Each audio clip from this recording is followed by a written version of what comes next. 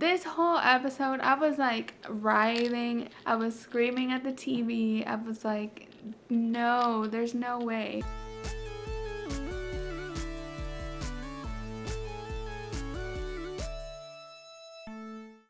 Hello and welcome back to the Miscellaneous channel where we do miscellaneous things. I'm Zeleny. I generally cover pop culture, internet trends, and other miscellaneous things on this channel, so subscribe if that's your vibe. So The Circle Season 3 just dropped recently. It dropped the first 4 episodes and will drop 4 episodes weekly, I think until the finale, and the finale will drop like by itself on the final week. It feels so fast how The Circle Season 3 is already here. Like, I feel like I haven't had a chance to breathe from Season 2. And I'm surprised I'm saying this because I always want more from my favorite shows. So Season 1 came out in January of 2020, literally the first day of 2020. And Season 2 came out in April through May of this year, 2021, and Season 3 is gonna all finish up within the month of September. I was expecting more of a year-long wait for the next season, which I'm fine to not wait that long, but it also feels, it was just a few months ago that Season 2 dropped. Like, I would prefer them further spread apart throughout the year. But anyway, I'm excited to see more Circle. I don't know if it's just me though, but the Season 3 cast of The Circle isn't doing it for me as much as other seasons. Maybe it is because I'm salty that I didn't get cast on Season 3, which I auditioned for. I'll talk more about that later. But I want to talk about my first impressions of the cast of Season 3 and just make some little predictions here and there about how the season's going to turn out. As always, I would love to hear your opinions on the cast, the season so far, the first 4 episodes, or even later if you're watching this later after more episodes have dropped. Keep the conversation going.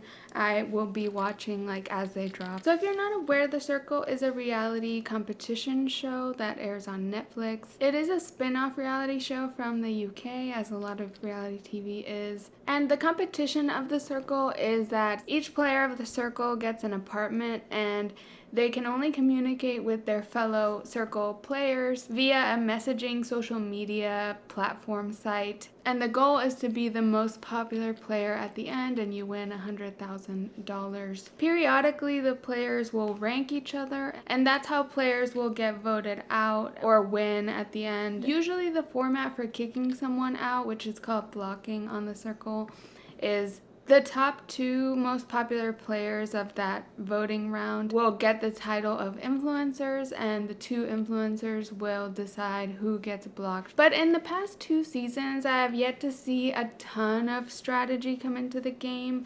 Like, I haven't seen much cutthroatness from players. Usually blocking and all of that is done pretty fairly. The Circle is a reality show that plays a lot with twists and format, which is something I appreciate. They do add in twists to The Circle. They play little games to help each other decipher who is being real or fake. And they also bring in new players throughout the game, even though some people get like blocked or voted out.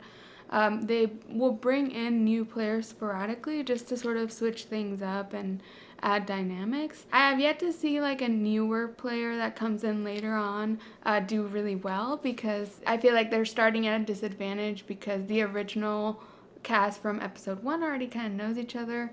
So I feel like that always the new players on The Circle, they're more of an accessory to the game rather than like having a really fair shot at the final prize. The big thing on The Circle that's kind of cool and fun is that each player can play whoever they want to the other players. They don't have to play themselves, so their profile doesn't have to be themselves, and they can be a catfish. People are trying to figure out who is a catfish. Both really genuine people and catfish have had success on the show, so that's kind of been interesting to see. And there's always a few catfish within the players. So let me get into Season 3 and how I feel about the cast. I have some sort of mixed feelings about them. First, we're introduced to Calvin, who is a private chef. I think he was a soccer player, they mentioned. He's kind of like an average straight guy to me. A little bit like basic, I would say. And he sort of stepped up as like a leader of The Circle, which has made him kind of targeted by the other players. Maybe I just don't relate to him at all, and like I'm not particularly rooting for Calvin, even though he's had some touching connections with some of the players, which I have enjoyed. I'm curious to see how he continues to play the game. Next, we have Michelle, which... Okay, Michelle is a Southern mom, and she is a aspiring comedian. There's a lot to talk about with Michelle. I want to do a whole section about what happened to Michelle in these first 4 episodes. Right now, I'll just leave it at that she's pretty sweet, and she really got screwed over by the game this season. Next, we have Kay, who is another sort of leading lady of the players. She is like playing herself. She's very real and cool. She reminds me of like the Savannah and Terralisha, like just like the cool girl type of player. With the circle, I'm starting to try to find patterns in like the types of people they cast, and they always have a few like cool girls that are playing themselves. In her little intro, Kay mentioned that her dad was in the FBI and that was going to help her have like great radar for catfish and for the game and everything, but honestly, her radar is like so bad, unfortunately. The first thing and first impression she has of people, she like just takes it as fact. She actually got top pick. She was the influencer in like the first or second episode. The circle pulled a twist and didn't have the top 2 be influencers. Only her was to decide who gets blocked from the circle, and she chose Ava, which it seems like these cool girls sometimes, like the beautiful and cool type girls, the hot girls, they'll always like go for each other first, or that's at least what happened in season 2 also. But like Kay was really targeting Ava, even though Ava wasn't last in the rankings. Kay was so sure that Ava was like not real, and then when she revealed she was real and had her sister there, Kay was like, see, I sussed it out, I got a catfish. It felt like Kay kind of like spun that as like she did catch a catfish, which she kind of did, but also like she was insistent that Ava was not real. I just feel like so far Kay's radar has been really off, and it was the same thing with the Michelle situation. She made up her mind like within like the first couple of messages and like just stuck to that, and she was completely wrong. I like her, she just doesn't have a good radar for the game as far as that goes. So next we got introduced to Matthew, who was our first catfish introduced, and he is playing Ashley. He's playing his best friend Ashley because he believes his look is very intimidating. He's like strong and buff and like just kind of has a severe look, so he wanted to be someone more approachable. He's really funny and honestly like low-key one of my faves, just because he's like, he was trying to play his friend who is a lesbian, and he's a gay man, so he can relate to being in the LGBT community. But once one of the hot guys started talking to Ashley, Matthew was like, oh, JK, she's bi, because he just wanted to talk to the hot guy. So I just find him kind of funny that he's just like not taking the game too serious, but like in a fun way for me. I don't know. Next we have Roxana, who is one of my favorites. Honestly, I think she is the player I'm rooting for. So far, the first 4 episodes, she has really played in a strategic and nice way. If I were to go in the circle and play the game, I would aspire to play it like Roxana. I'm not sure if I would be able to pull it off, but I just like she's being very cautious. She doesn't make up her mind in like 2 seconds the way Kay and Calvin do and a lot of the other players. I can tell she's really smart because she's like, okay, maybe that's true, but who knows? And she's like thinking through every single thing in a way that feels very logical to me, and I appreciate. So I'm team Roxana so far, and I think she's gonna make it far. She's doing well in the rankings, but not too well to be like a target. So I just feel like I trust her gameplay. I liked how she tried to approach the Michelle situation very like carefully, hearing both sides,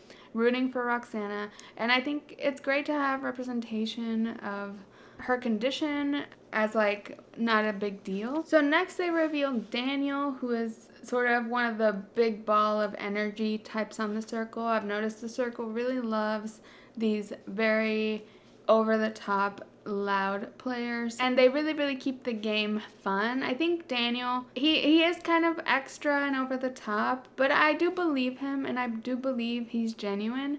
I have felt some of these players have been like overdoing they're kind of acting out a character instead of being genuinely themselves. I feel like Daniel feels genuine even though he is over the top. It feels like that is how he is in his regular life. So I enjoy Daniel. He's also playing the game in like a cautious way, which I appreciate, a little bit like Roxana. And he's like very funny and cracks a lot of jokes about the other players. So then we have Nick, who is the resident douchey guy. They always have a douchey guy on the circle, probably more coming later. I don't like him at all. I don't think he's charming the way Joey was, or even there was a guy in season 2 that was like this, wasn't he? I don't know, but I never liked the douchey guy that much. I think Joey is kind of a special case on season 1. Nick is just so like every corporate guy that lives in like Austin, Texas or Denver. He's just so douchey and dumb and like just has a dog just to get girls and like, I don't know. This is just not my type of guy at all. And he's not like dumb enough to be charming like a himbo. I also don't believe anybody that goes in the circle saying they want love. Like that's clearly just, that's not true. And it's just an angle to be able to play like a character on this show. I'm sure it's like egged on by producers, honestly, but he's pretty obnoxious in my opinion. And also he chose his profession to be a drummer, even though he's actually just a tech corporate guy. There's so many other things he could have chosen. Like a drummer is so stupid. He is simply not punk rock. He said, I'm a drummer in a punk rock band, and he looks like that. His profile picture's like at a baseball game. Like it makes sense why the New York sisters called that out a little bit. Finally, in the first episode, we're introduced to Ava and Chanel, who are sisters. They are coming in as Ava, so they're not technically catfishing. Ava just has Chanel to help her. When I saw Ava and Chanel, I immediately was like, I've seen her before somewhere. She was on America's Next Top Model. Cycle 22, which was one of the boys seasons, like boys and girls. She was actually very different on that show. She was like a flower child Jesus freak. That was her persona. And this poor girl, I mean, she was playing just like an obsessed, loud Christian. Tyra Banks gave this poor girl a mullet for a makeover. She was very accepting of it. Seeing Ava and Chanel, I felt so bad because I really wanted to like them. They're like my type of girls, like super over the top, feminine energy. These are like the type of women I was raised by. But I don't totally buy their act too much. Like it does feel a bit acted out, and in a way that's not as charming as I would like it to be. And it's unfortunate because I really like this type of aesthetic. They're kind of playing like bimbo characters. It does feel very Romeo and Michelle's high school reunion. Like they watched that movie and were like, we'll do those characters for the circle. I wanted to like them, but I just couldn't buy their act too much, especially Ava. Like I do believe Chanel is like that in real life a little bit. But Ava, like, she's not that good of an actress, unfortunately. They just play dumb a lot, and they're like, what's an icebreaker? And I love bimbo characters. I follow a few bimbo TikTokers that I really like and really do it well, but they just don't do it well. It's hard to play a bimbo and make it charming, so it's unfortunate. Also, Chanel definitely looks like she's Lady Gaga's Thea or something. She looks a lot like Lady Gaga, and her voice actually sounds like the cadence of her voice sounds like Gaga. It's kind of funny. But yeah, I'm just not buying it with them too. And then on top of it, they were sort of what they did to Michelle was not fair, which wasn't Ava and Chanel's fault, but at the same time, like, it doesn't help me not liking them to begin with that they had to do all of that to Michelle. So let me get into Michelle, and then I'll get into the next two players that came in. The circle put in this new twist where they offered the first player blocked an opportunity to come back into the game as a clone of one of the remaining players. Ava and Chanel were the first blocked by Kay, and they brought them into that super secret special mission circle room. They told them, you have to clone one of these players and catfish as them, and you have 24 hours to make them believe you are the real one. It's unfortunate how this all played out. So Michelle was the victim of this twist, and I am so upset about it. I think other of my friends that have watched The Circle are also very upset about the Michelle thing, and I just feel like this twist was not good. I don't think it was terrible as like a twist, but it was tragic.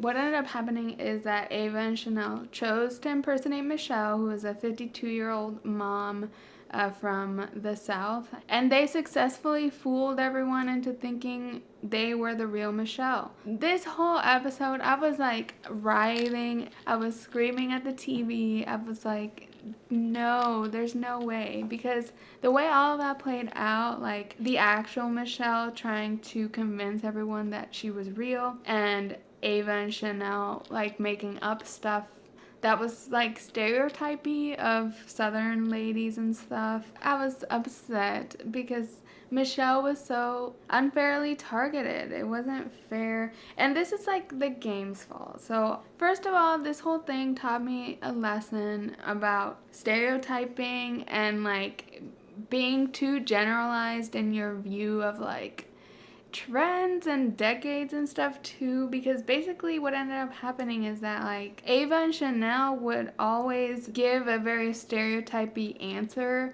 to all of the questions about Michelle. So the way the show tested the players about Michelle, they would put up a photo from Michelle's past, and both versions of Michelle, herself and the clone, had to give like a caption for the photo and explain what it was. And one of the photos was Michelle in like her wedding dress from 2001 or around that time. Michelle gave a really honest answer about how the dress was from Goodwill, that she was so broke, that her husband was a single dad and she was a single mom, so it seems like this was a second marriage type situation. She gave a very real answer, and then the Ava and Chanel answer was like, oh, this was like such a beautiful night with people I loved. My grandma sewed this dress. Like all this bullshit that wasn't true. And everyone just bought it. And I don't blame people. I'll get to that. But it's just like so sad that why are we so narrow-minded in like what we expect from like a Southern older lady? Calvin, who's like the leader of the group, saw this photo and was like, this cannot be 2001 because the hair is so 80s. It's such a narrow view of like fashion and trends, because a lot of times basic people like actual Michelle, like regular people, they're not up to date on fashion trends. Even if it's 2001, she might still be dressing like the 80s or the 90s. Like it's not, I don't know, we have such a narrow view of what is 80s, what is 90s, what is 2000s, because trends cycle back a lot and the decades are referenced a lot, but like it's not a clear-cut thing that like someone's style is of a certain decade. Michelle was a victim of like all these stereotypes that they believed over the actual truth. But I don't blame the players for also believing it. I can't say I would do better in that situation, honestly. I have a theory that this twist was inspired by the game Among Us. Among Us was a very popular game in 2020. It was a game where you and a group of friends or people online were in charge of a spaceship, and someone in the group was a killer and had to sneakily kill the group. The group would have meetings to try to figure out who the killer was and try to vote them out in order to win. It's similar to childhood games like Mafia or Werewolves, where there's basically an imposter or a killer among you, and you have to find out who it is or they win. So I do wonder if the producers were inspired by Among Us. It's definitely a smart twist and trend to capitalize off of or attempt in a game like The Circle. I think it was a fair and bold attempt at a twist, but I don't think it is great. I hope they don't do it again quite like this, or they modify it a bit, because I think it's a good twist for entertainment. So for me, the audience is a good twist because it's exciting and like it brought a big reaction, but it totally screws over whatever player is getting cloned. It's so unfair to Michelle, who had a fair shot at the win, but once she got cloned, like, it's very unlikely that she's gonna be able to make it far. I understand that's like the game, but I just feel like for the sake of fairness of the competition part of the game, it's just like too far into unfair for whatever player got chosen. Even if real Michelle had been chosen, she still would have had a weird target on her back. Like, people might still doubt her afterwards. Her chance at the win just got so slashed, and for no fault of her own, I guess. I feel like this was a rough twist. I liked it, and I would be interested to see someone do it like in a way where the real one wins, but like, man, it was rough to see. And also, the reason people didn't like Michelle in the first place and ranked her low the first vote was because she doesn't lick her dogs on the mouth, which is like so fucking disgusting. Sorry to you dog people. That's her choice not to let her crusty dogs lick her mouth. Like, ew. And I just hated that. I hated that they targeted her for that. And I liked all the people that at least understood. Imagine if I had been cast this season, I would have thrown a fucking fit. So after poor Michelle got kicked out unfairly, she visited Ava and Chanel. It was sad. I feel like even Michelle felt like there should have been a bigger reason why they chose Michelle to impersonate, but when Ava and Chanel were just like, the game told us we had to clone somebody, Michelle was like, oh, that's it? Like, Michelle originally had thought it was like a big targeted personal thing, and then she was like, oh. So I felt so bad for her. She was so sad. I just can't imagine my identity being taken from me in the game in this way. I would feel so invalidated as myself. Like, I'm not a good enough me. I looked on Michelle's social media, which she goes like by Shelly in real life, so maybe she was traumatized by her Michelle identity being stolen. She is Shelly now. At least on her Instagram, she didn't mention anything about this twist or the unfairness of it or anything, but I'm excited to see if she has anything to say about it. I want to hear her side of it and hear her say how unfair it was, because I will support. After Michelle got booted, we got 2 new players that are both a catfish. So this is where I realized why the circle didn't cast me this season. They got a bitch that looks just like me. The first player that comes in after Michelle left is named Sophia, and she's playing her sister, Isabella. Isabella is like a very typical hot, basic girl type who is also straight. Sophia, the sister that's in the game, is a lesbian, and she is a lot more like nerdy looking. But when I saw this bitch, I was like, girl, she looks just like me. She has the same face as me. She has the same body type as me. She has the same glasses as me. These are the miscellaneous glasses. They don't have lenses, as you can see. These are my real glasses I wear on a daily basis. They're the same as Sophia's. I have the same face. Like, we have the same, like, face. Similar body types, for sure. She's, like, short and like a little juicy. I see you, circle. You got someone that looked like me and you discarded my application. I see how it is. She's more interesting. She's playing a hot girl who's her sister. I'm not salty at all. I'm JK, but I'll talk about that in a little bit. Let me talk about these players. Saltiness aside, I like Sophia. I feel like new players have such a disadvantage in the game that I find it hard to like take them as like serious threats for like the finale or the win. Also with Sophia came in Rachel catfishing as Jackson. So Rachel actually looks a lot like Sophia's Isabella profile. Like, she's like a basic hot blonde girl, but she is playing like a douchey basic guy, like kind of like Nick. So he's like a muscly hot guy. I was kind of surprised that Rachel was catfishing as a guy. I do think it's like a good idea, and she's right. Guys do have it easier. Rachel is so like pretty that like I was surprised that she wasn't playing herself. And I think Sophia is also playing the game well. She's had some touching moments with the other catfish, Ashley, played by Matthew. They did have this mini game that I really liked where they had to give each other anonymous reviews, and that's where the claws really came out. And I liked seeing this nasty side of the players. I feel like in the past seasons they did not have many challenges like this where they got to like say real opinions and get nasty. I've said it from day one about The Circle that I'm missing some like true villainous moments, some true nastiness, some true strategy. And if Netflix had cast me, I would have lied that my grandpa died just saying to get sympathy and relate to people. That is how I would play the game. Just saying, Netflix, you're missing out.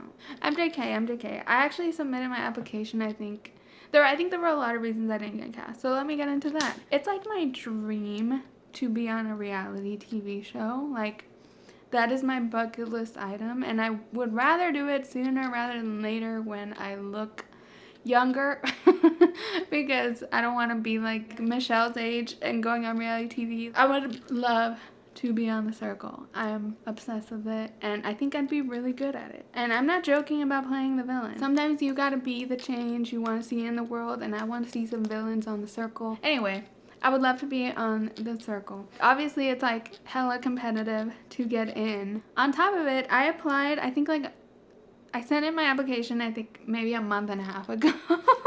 If The Circle started airing like a week ago, then that means it was filmed way before that. So I don't think my application was even in the window of season 3 at all. Not that that's why, not that they are like, oh, we missed her when they saw my application, but just saying like I hella procrastinated on my little application for it. Also, my video was past the time limit they gave. I gave like a 2-minute video and they asked for a 1-minute video. I could have condensed it. I felt bad. I think the main thing that's keeping me from reality TV is like I don't have this like great loud personality that like producers want on reality TV, nor am I like hot. They want two kinds of people on reality TV, and that is either you're just like a hot model looking person, or you're like extremely loud and obnoxious and like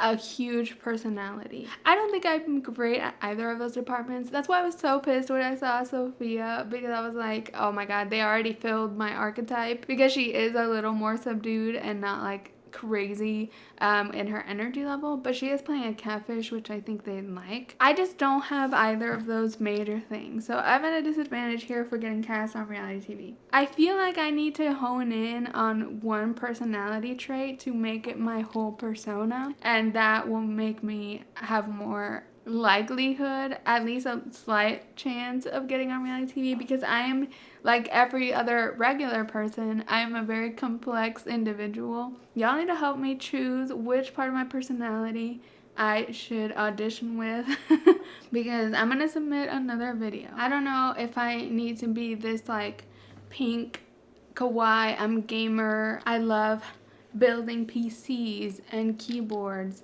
and collecting plushies. I have a big plushie collection. I have a Twilight shirt with a heart on it. But my personality does not match my outward appearance, and I think that's what's confusing about me for reality TV. My personality is very serious and dry and like cynical, I guess.